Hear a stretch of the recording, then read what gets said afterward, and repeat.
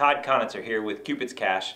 Thought I'd do a wrap-up video because the event is all concluded, but I keep getting these messages, Todd, what was with all the clues? I didn't understand them. Even at the end, some of the people were still in other parks. So I thought maybe I would take just a minute and go through all the clues so everyone actually have an idea on how we got to where we were and kind of how everything fit together, because it seems to be the question I'm getting the most.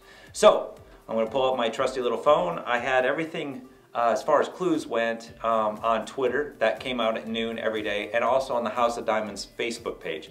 So, which was pretty intriguing because people would basically be standing around waiting for the clue to come out so they could actually start working in that new area. So I thought I'd just go through the clues real quick, and there's only 10 of them, so it should go fairly easy.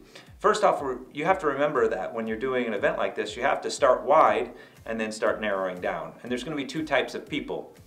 And there's going to be the people that pay attention to details. There's going to be people that pay attention to broad clues. So we kind of took that in mind when we started writing the clues. And the first clue that you can actually have is the name of the event, Cupid's Cash. Cash is C-A-C-H-E, of course, and that means small treasure. And if you've ever heard of something called geocaching, it's very big. There's millions of these little treasures that are hidden everywhere. You can type into Google geocaching, and it's a fun family event. You take a little handheld, basically, what is it, a handheld GPS, and they give clues to where these little geocaches are. A lot of times they're basically little military boxes or pill bottles, and when you pull it out, you can either pull a toy out and put a toy in, or possibly just write down that you were there on a log form. And it's just a great little event. So that's where the idea of geocaching, the geocaching came from, Cupid's Cash came from geocaching, and that's what spurred this whole thing on. So when you're starting an event like this, you start out basically building an audience, and so we had to start big and then start narrowing it down for House of Diamonds. Obviously, they want as many followers as they can in the area, and so that's what we did. So that's why we used Twitter, and that's why we used Facebook and their page. Now let's go through the clues real quick. They came out at noon every single day, and they were pretty easy. Clue number one, Cupid's heart loves things that are green. Searching 86 of these may be hard when adding 8 inches of white fluffy snow.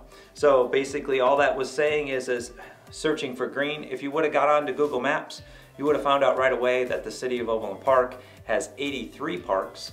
And when I shot the video, we went to 3 other parks that were not in Overland Park. They were in actually Leawood. And so that's where the 86 came from. And when you're adding 8 of these, that takes it to 94. And 94 was one of the first numbers if you're looking at a longitude and latitude coordinates. That's one of the very first numbers. So there's 2 clues in a clue. The second one was clue number 2. With temperatures of 3 and 8, this definitely not a good day to skate. And all I was trying to do there was keep people away from the skate park, let them try to eliminate that from their searching. And with temperatures of 3 and 8, they were put together with an and sign, meaning 38. And if again, longitude and latitude, that's the first number, and the 38 was the first number in that dimension as well. Then we started alternating back and forth with the numbers. And so if you go to clue number 3, Cartman, Stan, Kenny, and Kyle, these 4 would be wise to follow Gene's 3 clues. Well, the next number was 43, and so that was the next number in the dimensions of the longitude, latitude. And then another thing, Cartman, Stan, Kenny, and Kyle were South Park. We were trying to drive people south of Overland Park, so they knew they wouldn't be searching all of the city. Clue number 4, 5, 4, 54. Cupid knows the countdown goes on until someone will be cashing in on the prize. It might be time to read the clues again.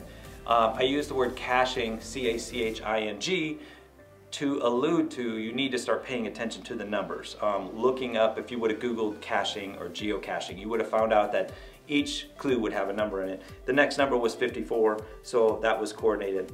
Went on to clue number 5, point 3 of Cupid's arrows from his quiver in the direction, and you will be on your way to his heart. So quiver was just a play on Quivira. We capitalized the Q, but quiver, Quivira, so you knew it was going to be on that cross street. And the next number was 0.3.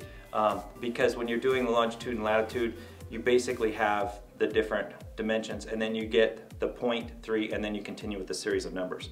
Clue number 6, Cupid was thirsty from all of his dancing. Oh, thank heaven, there was a place within 0.6 miles to get your drink. So, to get his drink. So 0.6, again, was the next set of number, and then oh, thank heaven was actually the slogan for 7-Eleven. And if you would have pulled up on Google Maps, you would have found out that 7-Eleven, there was only one in that general area, and again, it would have kept you going South Park, down the road to Quivira, to basically Quivira Park.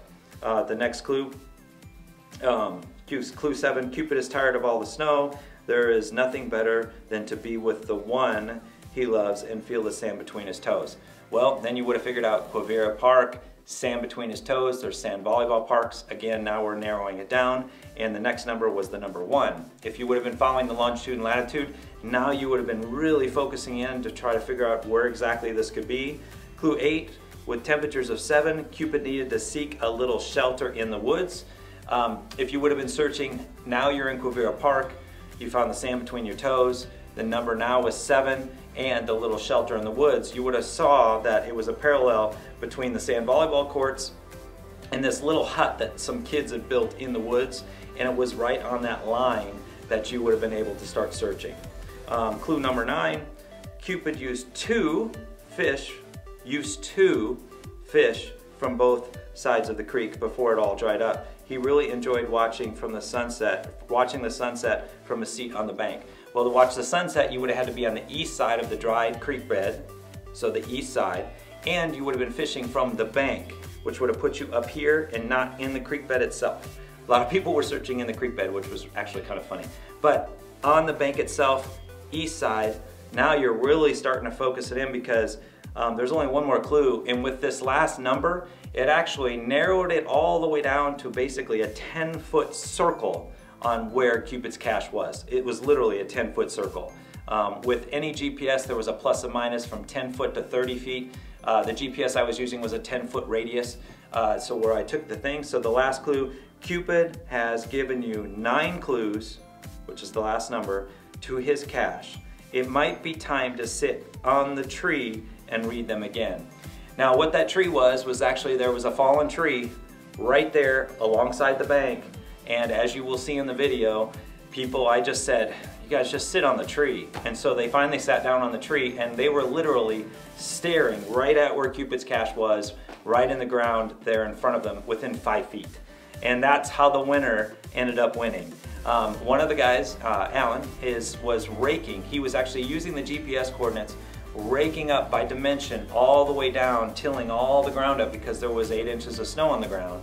And he actually got to where Cupid's cache was, and he was literally on his knees raking, pulling up all the grass and the leaves and everything, and he actually raked Cupid's cache up.